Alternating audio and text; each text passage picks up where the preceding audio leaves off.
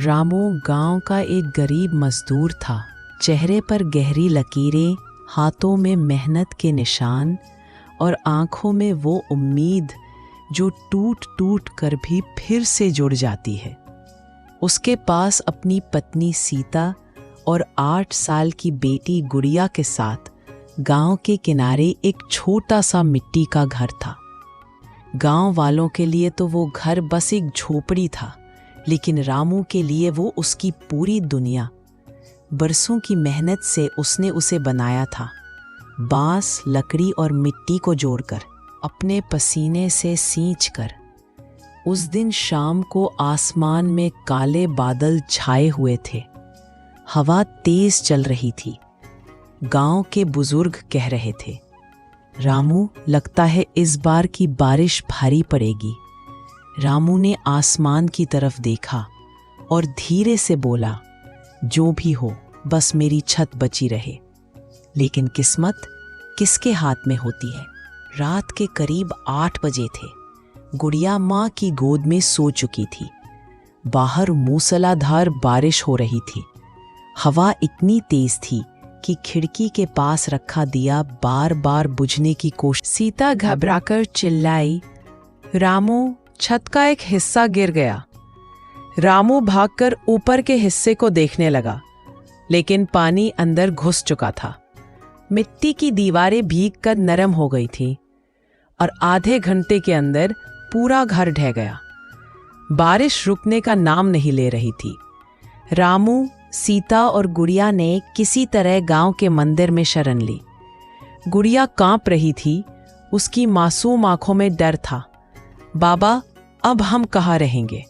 रामू ने उसे सीने से लगाकर कहा, बेटा, चिंता मत कर, मैं हूं ना, तेरे लिए फिर से घर बनाऊंगा।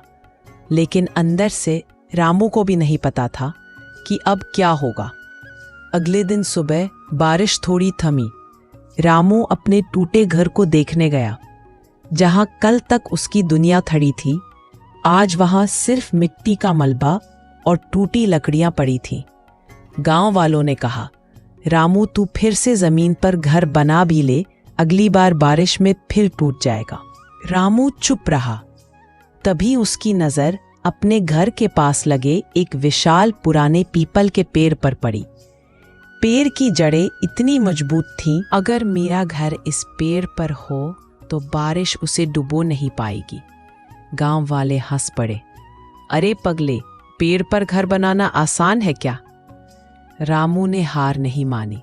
गांव वालों की हंसी, मजाक और तानों को अनसुना करते हुए उसने पुरानी पीपल के पेड़ पर अपना घर बनाना शुरू किया।